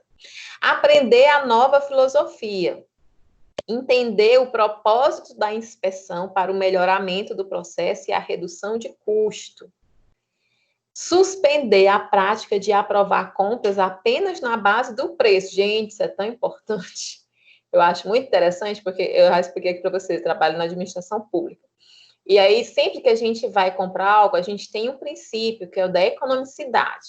Então, toda vida que a gente pega 3 preços de um mesmo produto, aí diz lá que a gente tem que procurar sempre o mais barato. E aí, às vezes, eu tenho uma pessoa ou outra na minha equipe que diz assim, mas eu ia contratar, tem uma empresa, vamos contratar essa empresa, fazer o serviço, custa R$1.000. Aí o da equipe diz assim, não, mas vamos fazer o seguinte, se a gente mesmo fizer, vai custar R$500. Aí eu digo, mas economicidade não é só preço, né? Não é o preço por ele mesmo, você tem que analisar outras coisas. Como assim? Aí eu digo, você vai conseguir fazer isso no mesmo prazo da empresa? Não. Você só tem uma pessoa na sua equipe, vai levar aí 1 ano. Já teve coisa que levou 2 anos, tá, gente, para ser feito. Então, vai levar 1 ano, se não acontecer, para você conseguir fazer. Cadê a economicidade? Se eu vou ficar 1 ano sem a coisa. Então, isso vai gerar um prejuízo, porque se eu preciso daquilo feito, né, é porque aquilo vai gerar mais eficiência na hora de eu alcançar os meus objetivos. Se eu ficar 1 ano sem, eu vou demorar mais para chegar nos meus objetivos. Então, gente, a gente não pode se basear apenas no preço. Aperfeiçoar sempre e constantemente o sistema de produção e serviços. Instituir o treinamento. Adoro essa parte de treinamento, acho extremamente necessária e frutífera. Criar e instituir lideranças, olha aí, mais uma vez o líder aparecendo aí. Eliminar o medo, criar confiança, criar um clima para quê? Para inovação. Gente, quem tem medo não inova. Perfeccionista não tem coragem de arriscar, não inova. Eu indiquei para vocês, acho que foi para vocês, foi o documentário da Brené. Vocês assistiram? Brené Brown, acho que é o nome dela. Se não assistiram, assistam, meu povo. Olha, se você assistir aquilo ali, focar no que ela está dizendo, vocês não vão ser mais os mesmos. Assiste assim umas 5 vezes. Eu já assisti 4 vezes, tá? Toda vida que eu estou esquecendo o que ela disse, eu vou lá e assisto de novo. Porque o que ela traz é isso daí. Ela vai falar sobre coragem, sobre vulnerabilidade. Você acha que é corajoso? Vou fazer um parênteses. Você acha que é corajoso quem não tem medo? Quem não demonstra? Tem uma outra pessoa, uma frase que eu li uma vez que diz assim, quanto mais forte a armadura, né, mais fraco quem a veste. Então, quanto mais você tiver medo, né, de errar e tentar se colocar como forte, tá? Provavelmente mais fraquinho você está por dentro. Então, ela vai mostrar como é importante você se tornar vulnerável para encontrar coragem. Então, assistam que vocês vão gostar. Então, isso é importantíssimo para a inovação e ela fala exatamente disso lá. Otimizar os esforços grupais das áreas de assessoria em relação à construção dos objetivos e dos propósitos organizacionais. Veja aí, sempre o foco é esse, o norte da empresa são os seus objetivos organizacionais. Eliminar a exortação para a força do trabalho, eliminar as cotas numéricas para a produção, aprender e instituir métodos de melhoramento, eliminar o gerenciamento por objetivos, aprender, então, a capacidade do processo e como melhorá-los. Essa questão aí, eliminar as cotas numéricas para a produção. Tira esse negócio de botar a cota, né? Vai ter que utilizar uma forma mais inspiradora. Remover as barreiras que roubam às pessoas o seu direito de se orgulhar do trabalho realizado. Gente, isso é muito diferente, traz uma motivação e com motivação você produz muito mais. Encorajar a educação e o autodesenvolvimento de todos e trabalhar para realizar a transformação. Então, esses aí são os 14 pontos de Deming para a produtividade. Peguem isso daí e utilizem na vida de vocês, tá? Falando aqui sobre qualidade total, ela então vem para somar na melhoria dos processos organizacionais, cujas as estratégias são voltadas para construir e disseminar a consciência de qualidade em toda a organização, desde o alto escalão até o baixo. Também conhecida como TQM, né? Total Quality Management. Eu acho que não tem esse aí, não. Tudo bem. Sua aplicação deu-se inicialmente lá nas fábricas do Japão, a gente já viu, né? Sendo logo adotada por empresas americanas do setor automotivo. Então, vai ser dentro desse setor aí que a gente vai ver o principal desenvolvimento das teorias. Um dos responsáveis por esta ferramenta de gestão tornar-se conhecida foi Joseph M. E aí eu vou dizer o seguinte, já vi gente falando Huran, já vi gente falando Juran e já vi gente falando Yuran. Então, é o Joseph M. Uran, que eu acredito que seja melhor, né? Gerando uma nova formatação dessa abordagem nos processos. Então, para ele, o gerenciamento para a qualidade ela é feito pelo uso de 3 processos universais de gerenciamento. Envolve aí o planejamento da qualidade, o controle e também o melhoramento. Então, você planeja, controla e melhora a qualidade. Esses processos são conhecidos aí como a trilogia de Uran, ou Juran, ou Huran, sei lá. Além das contribuições dos dois aí para a abordagem da qualidade total, é de suma relevância a gente falar sobre Crosby. Ele deixa a sua marca em relação à qualidade total através aí da prática e da disseminação dos conceitos de 0 defeitos e de fazer desde a primeira vez. Em que ele defendeu que a qualidade vai significar conformidade com as especificações e, essencialmente, devem estar em harmonia com as necessidades dos clientes, sejam eles internos ou externos. Gente, quem são os clientes internos de uma organização? São os funcionários, certo? Então, ele tem que estar aí em harmonia com as necessidades dos clientes internos e externos. Primeiro, a gente agrada os clientes internos, que aí eles vão ser capazes de agradar os externos, né?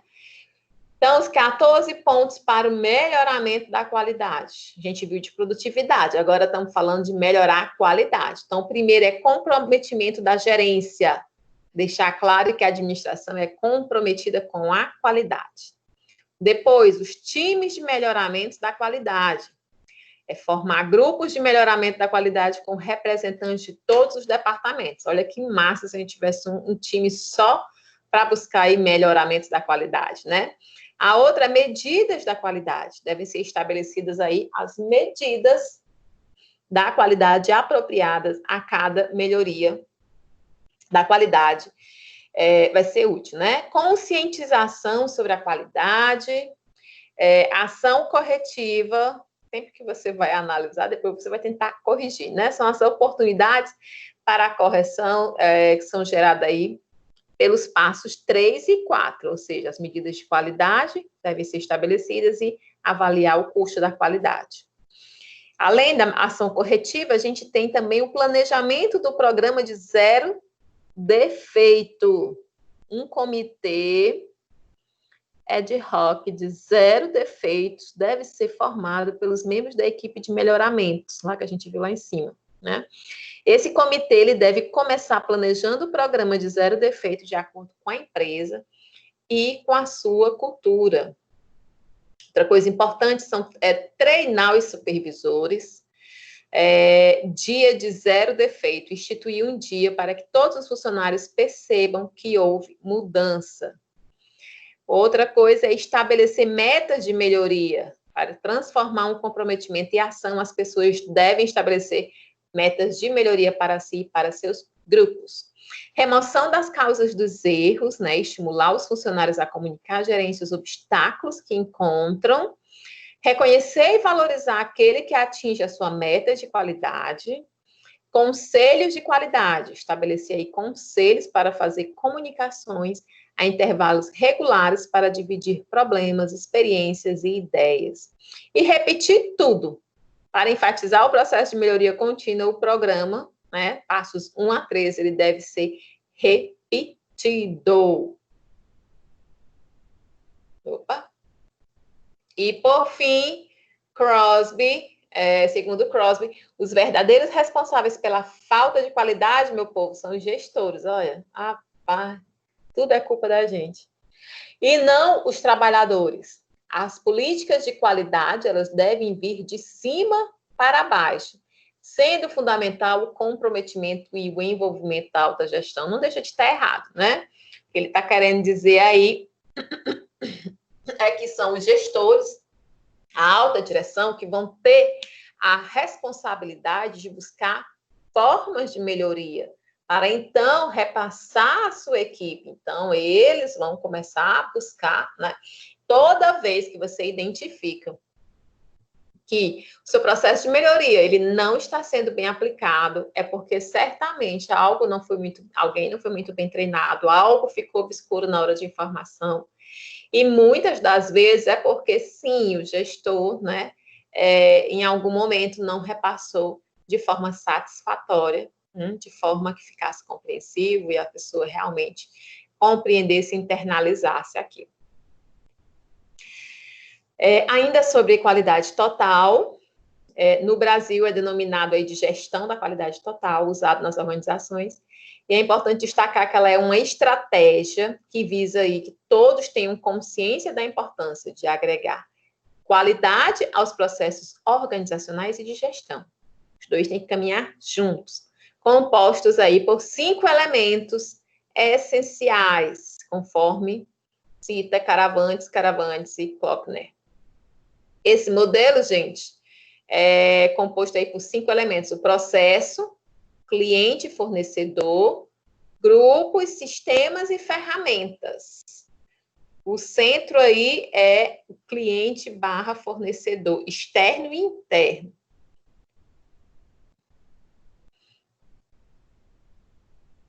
Então, a gente tem aqui, ó, um apurado. A gente viu que vocês lembram que eu apresentei para vocês o Deming, o Crosby e o Han? Pronto. E aí, eles fizeram, certo, as visões de qualidade desses 3 de acordo com cada um deles. Por exemplo, a definição de qualidade para o Uran está ligada aí à adequação de uso. Para o Deming, é um grau de uniformidade e confiança. Para Crosby, é conformidade com os requisitos, certo? Padrão de desenvolvimento e motivação, ou desempenho e motivação, por exemplo. Enquanto para Yuhan é evitar campanhas para fazer o trabalho perfeito, para o Deming, a qualidade ela tem muitas escalas. Então, usar estatísticas para medir o desempenho em todas as áreas. E o Crosby, ele tem a questão aí, ele defende a questão do 0 defeito. A gente tem aí a abordagem geral, estrutura, né? Temos na estrutura tem 10 passos para o melhoramento, o outro tem 14 passos para o gerenciamento, o outro 14 passos para o melhoramento da qualidade. Então, tem aí um resuminho, para depois vocês darem aí uma olhada, se divertirem, tirar o que é de importante, tá? Para colocar no resumo aí dos estudos de vocês.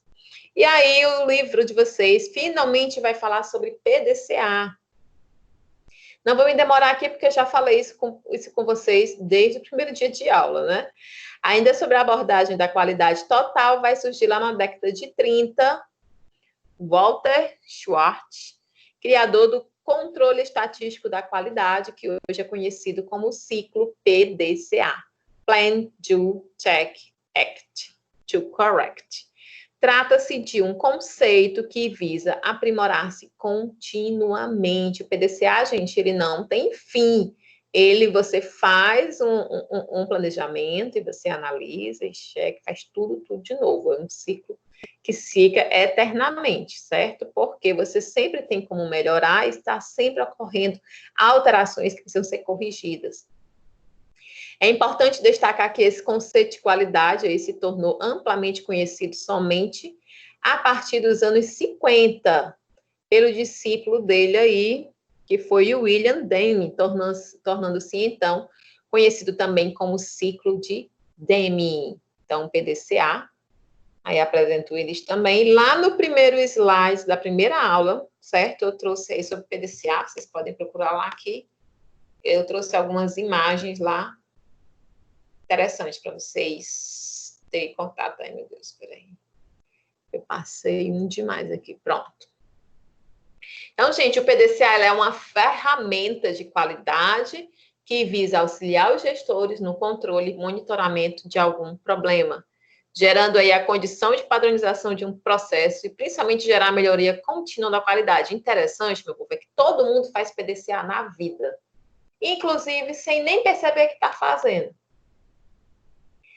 Segunda passada eu fiz todo um planejamento para a semana, e quando foi hoje é segunda de novo, eu estava aqui matutando na minha cabeça, meu povo, mas tanta coisa que eu planejei, precisava fazer e não deu certo para fazer, porque apareceram outros no meu caminho. E aí eu já estava tentando, já estava lá no ACT, né? Como agir para que isso não se repita essa semana. Então a gente faz isso o tempo todo, certo? Aí eu comecei a ir para academia, corre do dia a dia. E aí, gente, uma outra ferramentazinha, tá? Que a gente tem aqui é o benchmarking. Eu não entendo por que esse povo não coloca as coisas em português. Benchmarking é tipo ponto de referência, certo? É o processo de análise referencial da organização perante aí outras organizações do mercado, né? Incluindo aí aprendizado do que essas organizações fazem de melhor, bem como a incorporação dessas realidades de maneira aí otimizada e mais vantajosa. O que é isso, meu povo? É a gente aprender com o erro dos outros ou com os acertos, tá? Você já deve estar ouvido falar aí de boas práticas. Então, a gente conhece um processo que você vai tomar como referência e vai tentar otimizá-lo e colocar em implementação dentro da sua organização. É importante destacar que o benchmark ele é um processo contínuo de mensuração de produtos e serviços, de modo que a organização aí mantenha a sua participação e competitividade em seu mercado de atuação. Certo? Princípios básicos do benchmarking. Reciprocidade, ao solicitarmos informações, estaremos automaticamente disponibilizando a contrapartida. Analogia, o benchmark, ele só é útil se pudermos manter uma analogia com os processos de nossa organização, ou seja, cada uma tem uma realidade, então precisa entender que trata-se de uma analogia e não tal qual. Medição. Além de obter índices de desempenho, é necessário e muito importante levantar dados sobre processos que levam aos resultados pretendidos aí. E validação, né? Para o benchmarking funcionar, é necessário examinar de forma precisa os dados coletados, avaliar as reais necessidades da organização, fazendo aí todas as adequações, pois o que serve para uma empresa não necessariamente vai servir para outra. Então, é aquela coisa, se você quer utilizar aí dessa ferramenta de benchmark, você fique preparado. Primeira coisa é você estar preparado a dar uma contrapartida aí, dar algum retorno, a reciprocidade. A outra é que você tem que manter a analogia, não pode fazer tal qual. A medição, né? E validar, verificar lá na prática se você não vai precisar de algum ajuste. E aí a gente vai falar aqui um pouquinho sobre a nova... Meu povo, vocês me interrompam, tá? Vocês estão no silêncio mortal aí, eu acho que eu estou falando sozinha, que faço 4 paredes daqui do meu quarto.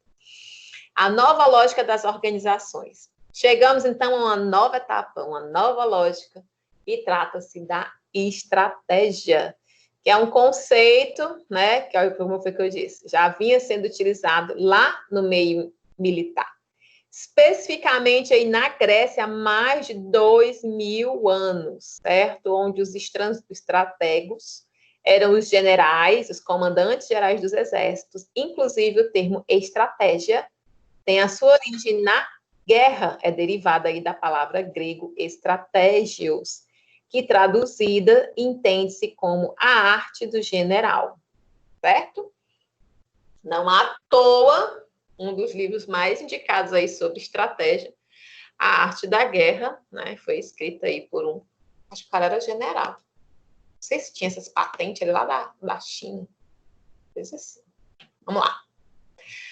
Ressurgindo aí fortemente nos anos 60, certo? Em função das empresas de grande porte que se encontravam em um ambiente de alta competitividade e turbulência. Então, nessas situações, precisa-se de um planejamento estratégico. E ele envolve aí decisões a longo prazo, cujos objetivos devem ser traçados pelos gestores, analisando o ambiente no qual está inserida a organização. Não sei se eu já falei aqui com vocês sobre a matriz SWOT. Acho que já. Acho que foi na mesma aula que eu falei sobre o PDCA. Então, gente, é o seguinte, quando você vai fazer um planejamento estratégico, a primeira coisa que você chama para jogo é a matriz SWOT, por exemplo, onde você vai analisar as suas fortalezas, as suas fraquezas, as suas oportunidades, certo? Porque a SWOT, ela analisa a partir do cenário interno e do cenário externo. Com isso, você vai conseguir focar, definir os seus objetivos, mas você vai estar ciente também das suas fraquezas, das suas fortalezas, das suas oportunidades, tá bom? Então, é isso que ele está falando aí. O ambiente tem que ser analisado, né? Para você conseguir traçar o seu planejamento estratégico. Ética e responsabilidade social. Eita, a gente tem falado demais sobre isso hoje. Se não tem falado, pelo menos a gente tem visto acontecer, né? E é uma reflexão muito interessante. Temas que são amplamente discutidos nas organizações contemporâneas, inclusive nos aspectos estratégicos, ética e responsabilidade social. A sociedade como um todo, né, entende, e a gente viu com a era da informação que um dos desafios, né, era essa, vamos dizer assim, vinha à tona essa situação dos conflitos, né? E é lindo de se ver, eu não sei você, mas eu como mulher, já sofri bastante discriminação de gênero, né? Já perdi oportunidades por ser mulher, isso sem falar nas violências que eu já sofri, não cabe aqui falar. Mas é muito importante a gente ter as empresas, mesmo que por questão de tornar isso, monetizar isso, né? Mas de alguma forma, são as empresas se posicionando. Hoje mesmo, agora há pouco, eu vi uma frase do Bezos, dono da Amazon, falando, na verdade era uma reportagem dizendo que ele tinha respondido a um e-mail que ele recebeu de um cliente da Amazon, muito chateado com essa história de que todas as vidas importam, né? Aliás, que vidas negras importam. E aí ele falava que esse era o tipo de cliente que ele fazia questão de perder, né? Então é muito bom a gente estar vivendo essa época, pelo menos eu acho essencial. Então a sociedade como um todo, ela entende e ela espera uma conduta ética e socialmente responsável por parte das organizações. Mas, afinal, o que é ser uma organização com responsabilidade social? E aí eu vou lembrar aqui também, não sei se vocês recordam, logo no começo da pandemia eu trouxe para vocês, acho que foi para vocês, ou foi para outra aula, foi para aula de ética. O dono da rede de restaurantes Madeiro, né, que deu uma entrevista, eu acho que ele fez um vídeo, né, postou na internet, falando que era um absurdo fechar a economia e tudo mais, e aí ele disse que não ia demitir ninguém, demitiu acho que 800, 600 funcionários de uma vez, e agora o mesmo estava reclamando, né, que a economia abriu já em alguns estados, antes que aqui, e ninguém estava indo aos restaurantes, eu digo, sofrendo boicote, né? Enquanto isso, a Casa Pio hoje estava lá, lotada, viu? Conforme afirma aí Oliveira, ética vinha a ser o conjunto estruturado e sustentado de valores considerados como ideais e que orientam o comportamento das pessoas, dos grupos, das organizações e da sociedade como um todo, né? Assim como a sua definição para responsabilidade social. Então, gente, ética, conjunto estruturado e sustentado dos valores aí que a gente considera como ideais, né? a nossa sociedade, que tem que ser seguido pelas pessoas, pelos grupos, pelas organizações. E a responsabilidade social seria a abordagem das organizações como instituições sociais dentro de um contexto interativo de dependência e de auxílio à sociedade onde elas atuam. Então, essas empresas, né, elas não podem visar apenas o lucro, elas têm uma responsabilidade social, né? Têm um compromisso aí com a sociedade de tentar torná-la melhor. A interação entre ética, responsabilidade e estratégia. Então, a gente vê que a estratégia é a ética, que vai aí influenciar o modelo de administração e também as ações de responsabilidade social. E a gente está quase terminando, tá, gente? As novas tendências da administração, em meio a este acelerado e constante ritmo de mudanças, né? No qual a teoria administrativa ela está aí submetida, geralmente muitos fatores podem e vão influenciar. Dentre eles, o que é que se destaca? A influência do fator do conhecimento. Gente, é a segunda vez que a gente está falando sobre a importância do conhecimento. Estamos vivendo a era do conhecimento. Leiam, peguem livros, leiam e tentem ir além. Gente, eu recomendo demais o livro da Michelle Obama. Ele é um pouco longo, tá? Acho que são quase 400 páginas. No começo, eu não gosto muito de saber da vida dos outros, mas contando a vida dos outros, aí eu fico meio assim, mas depois, quando ela vai engrenando nas dificuldades, nas superações, eu particularmente adoro. Então, é bem inspirador você ver uma pessoa, porque ela começou bem de baixo, né? E hoje ela é um ícone internacional. Então, batalhou muito para isso. Os 3 períodos de mudança na trajetória da teoria administrativa. Nós tivemos aí 3 períodos, certo? O período, meu Deus, cartesiano e newtoniano da administração. O segundo vai ser o período sistêmico e, por fim, o período atual. No primeiro período, a gente vai ter a criação das bases teóricas, que foi iniciada por Taylor e Fayol, envolvendo aí principalmente a administração científica, a teoria clássica e neoclássica. Já no período sistêmico, a gente tem a influência da teoria de sistemas, né, que substituiu aí o reducionismo, o pensamento analítico e o mecanicismo pelo expansionismo, né, um pensamento sintético e teologia, a partir aí da década de 90. Então, ela trouxe uma nova concepção da administração e a busca do equilíbrio na dinâmica organizacional em sua interação com o ambiente externo. E o período atual da administração está acontecendo graças à profunda influência das teorias do caos e da complexidade na teoria administrativa. A mudança chegou para valer no mundo organizacional. Acho muito interessante que o pessoal do segundo e terceiro semestre eles estão escrevendo papers, né? E eles sempre me mandam textos para eu corrigir, né? E aí começa assim, porque com as mudanças, a velocidade das mudanças, de meu povo, que mudança? Vocês estão mudando de planeta? Como é que é, né? Então, são essas mudanças que a gente conversou aqui agora, né? Principalmente da era da informação. Gente, fatores de influência do conhecimento.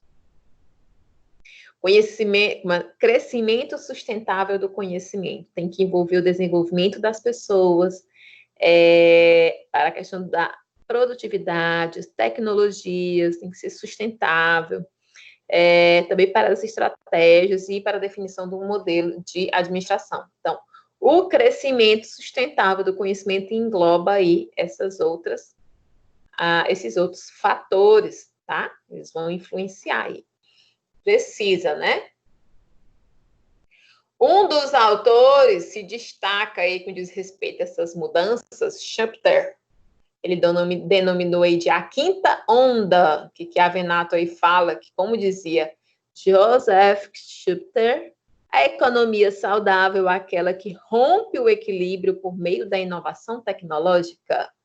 Em vez de tentar otimizar o que já existe, a atitude produtiva é a de inovar por meio daquilo que chamou-se de destruição criativa. Então, a gente destruiu o velho para criar o novo. Na visão de Schumpeter, os ciclos em que o mundo viveu no passado foram todos eles determinados por atividades econômicas diferentes. É por isso que a gente estudou os ciclos lá no primeiro tópico desse livro, certo? Cada ciclo, como qualquer ciclo de vida de produto, tem as suas fases, só que essas ondas estão ficando cada vez mais curtas, levando a economia a se renovar mais rapidamente para um novo ciclo começar. Vocês concordam com isso? Mudança sempre ocorreu no mundo, não é à toa. A gente saiu, quem já leu aquele livro Sapiens, muito bom, leia.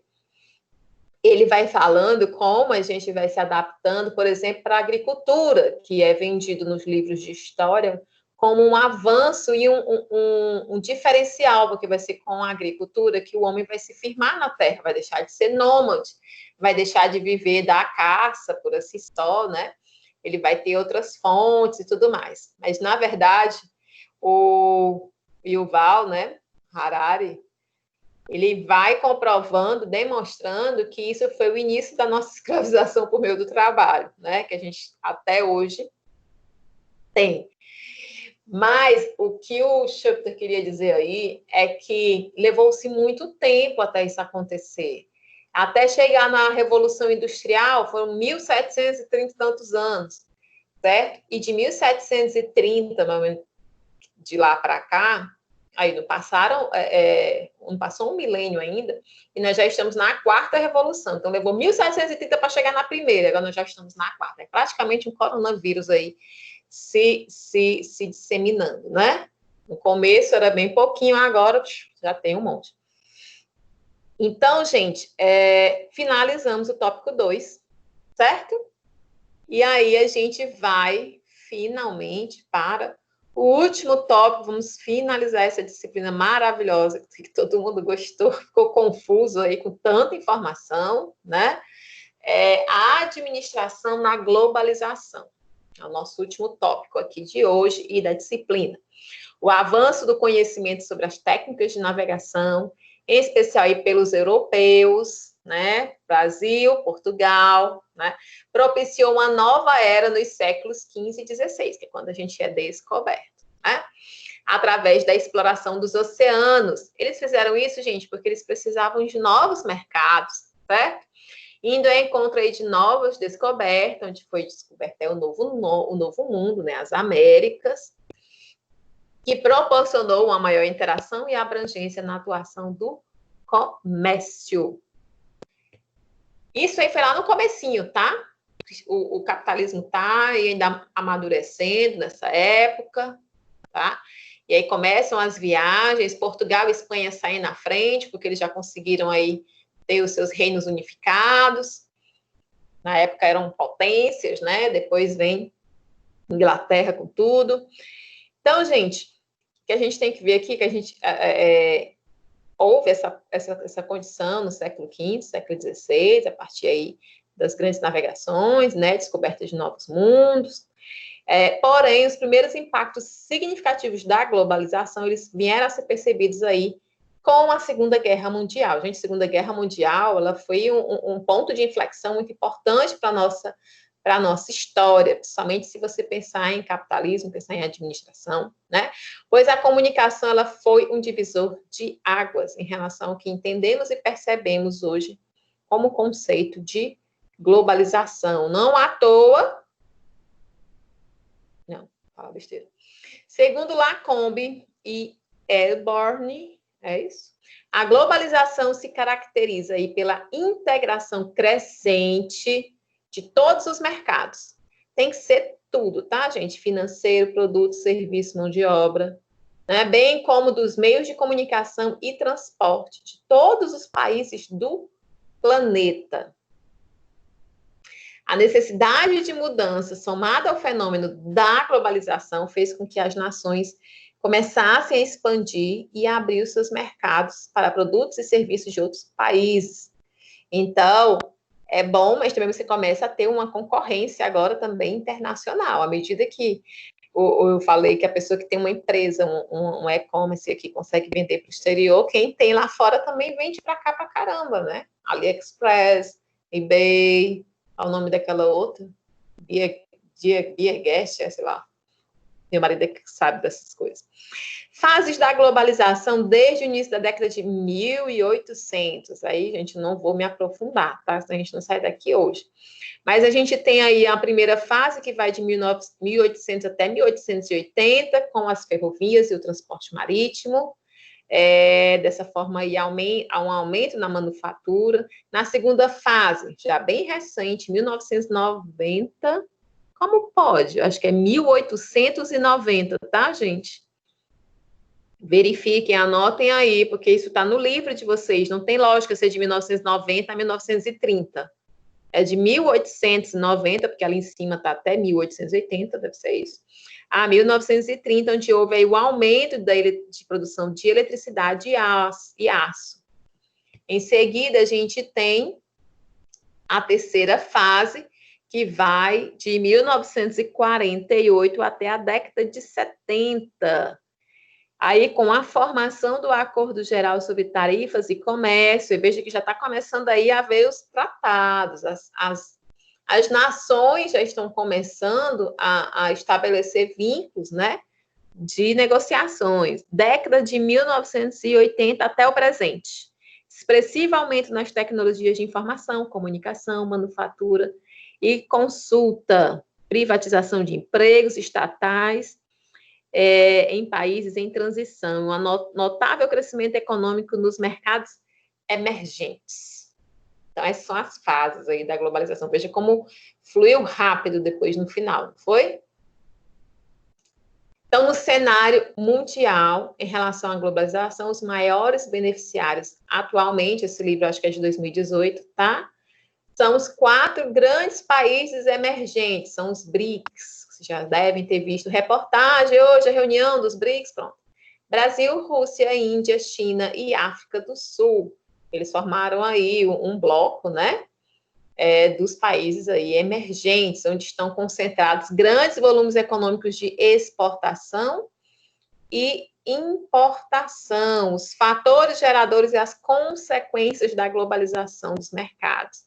Isso daqui é uma consecução, tá? Os próximos slides se comunicam com esse como uma consequência, por assim dizer. Então, primeiro são os fatores geradores da globalização. Quais são eles? Os fatores têm redução mundial das barreiras ao comércio e ao investimento. A gente identifica uma transição para economias de mercados e adoção do livre comércio na China, na antiga União Soviética, entre outras localidades, industrialização, desenvolvimento econômico e modernização, integração dos mercados financeiros mundiais e avanços tecnológicos. Seguidos aí, a gente chega aí ao patamar das dimensões da globalização. Então, uma integração e a interdependência das economias nacionais, mais blocos de integração econômica regional, como, por exemplo, o Mercosul, crescimento dos fluxos globais financeiros e de investimentos, a gente vê as pessoas investindo de um país para o outro, um compra ação aqui, outro, a gente aqui compra ação lá fora, uns vende aqui para dentro, outros vende lá para fora. Convergência dos estilos de vida e preferências dos consumidores, né? Pessoal aí que ama um iPhone, né? Porque lá nos Estados Unidos há uma tendência e tudo mais. Se a gente assiste umas séries, uns filmes europeus, a gente já não vê tanto essa pegada forte do iPhone, por exemplo. Mas o que importa aí é que essa situação trouxe uma forma mais globalizada também de estilo de vida. Globalização das atividades produtivas das empresas, né, por conta, querendo ou não, se você acaba, você, organização, né, buscando novos mercados, né, isso vai modificar a estrutura produtiva. A gente tem as consequências da globalização para a sociedade. Perda da soberania nacional, operações offshore, é isso? E a evasão dos empregos. Eu sempre lembro de um episódio dos Simpsons. Na época que começou, isso já faz uns 12 anos, Deve fazer mais, porque eu me esqueço. Era o episódio dos Simpsons, que estavam fechando a fábrica e todo mundo reclamando, porque estavam mandando as empresas lá para a Índia agora, para produzir lá. E é isso que tem acirrado muito e tirado muitos direitos trabalhistas dos nossos trabalhadores aqui no Brasil, por exemplo. Porque para tornar, né, o nosso empregado mais atrativo, você tem que tirar os direitos. Porque se eu posso contratar mais barato em outro país, na Índia, na China, assim que seja, e eu posso distribuir de onde eu estiver fabricando, para que eu vir para cá? O que é que você tem para me oferecer? Seu custo de produção aqui é mais elevado, porque isso envolve também os direitos trabalhistas do funcionário que eu vou ter que pagar. Então, nós estamos sendo barganhados aí, tá? No mercado internacional. Efeitos sobre a população de baixa renda, efeitos sobre o meio ambiente, nem se fala, e efeitos sobre a cultura nacional, que vai se perdendo, como ela estabelece um novo estilo de vida, você vai esquecendo um pouco o que realmente é Brasil, né? O que é que realmente é Ceará, o que é que realmente é a cultura aqui é Baixa Caraú, né, meu povo? Consequências da globalização agora para as empresas. Aí nós vamos ter inúmeras oportunidades de novos negócios para as empresas internacionais, novos ricos, né, e intensa rivalidade dos concorrentes estrangeiros, compradores mais exigentes que se abastecem de fornecedores mundiais, maior ênfase na internacionalização proativa e internacionalização da cadeia de valor da empresa. Então, a globalização, ela traz coisas muito legais, né? A gente vê a questão, por exemplo, do acesso aos bens, né? Que melhorou bastante. Hoje em dia, você pode comprar, por exemplo, o que só tem lá no exterior, não precisa ter agora mais só lá, ou você ter que viajar até lá, né? Você consegue comprar de onde está. Isso é muito legal, isso é muito importante, você acaba disseminando também conhecimento, você acaba disseminando tecnologia, oportunidades, conhecer uma nova forma de viver, de cultura, mas também tem os seus problemas, apresentam aí alguns riscos, principalmente eu vejo com relação às questões trabalhistas, porque as consequências para as empresas, elas são mais pesadas, porque você viu, aumentam a concorrência, a competitividade, as pequenas empresas vão ter que concorrer com empresas que já são conglomerados, multinacionais, e por ter países que oferecem uma mão de obra mais barata, acabam leiloando aí, né, vidas humanas, porque trabalho é muito além do que ser produtivo, né? E aí estão leiloando os nossos direitos, é bem complicado isso. Então, gente, vem aqui um apontamento com os principais efeitos da globalização. A integração entre países, que vai proporcionar aí a aproximação entre os países e rompe fronteiras, isso é legal, né? Diluição das fronteiras, a integração proporciona a integração entre os países. Como é que a integração proporciona a integração? E cria os blocos econômicos.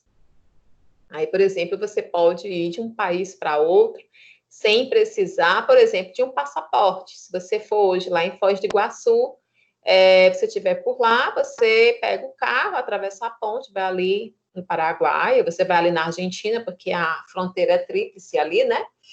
Você vai na Argentina, tranquilo, como eu vou daqui de Acaraú em Cruz, certo? Não... máximo que eles verificam a sua identidade, não precisa de passaporte nem nada. Então, traz esses benefícios aí, os blocos econômicos.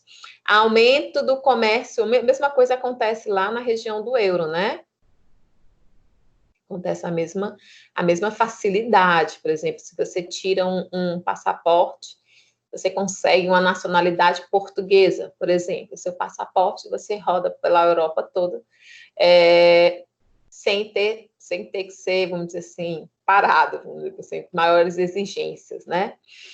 Aumento do comércio mundial, a integração e o acesso entre os países proporciona aí o aumento das transações comerciais de forma bilateral, crescimento e desenvolvimento da economia dos estados e a desigualdade e desemprego aumenta. Para mim isso é muito importante, né? Mas só foi citado aí por último lá no finalzinho. Então, gente, aqui a gente encerra essa disciplina, certo? Finalmente, chegamos ao fim dela.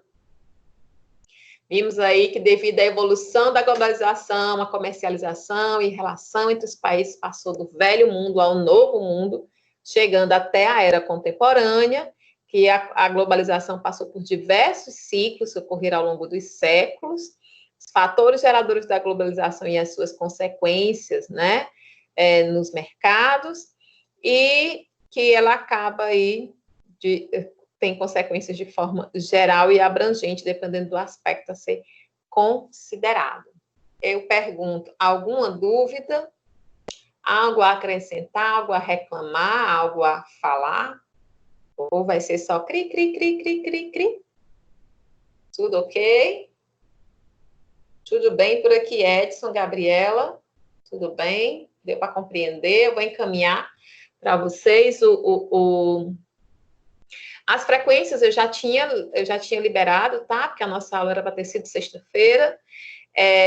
O slide eu vou mandar assim que terminar aqui. Fiquem atentos, porque N3 e N4 já estão liberadas. A nossa próxima disciplina vai ser, deixa eu ver, sexta-feira, né? A gente inicia a disciplina nova.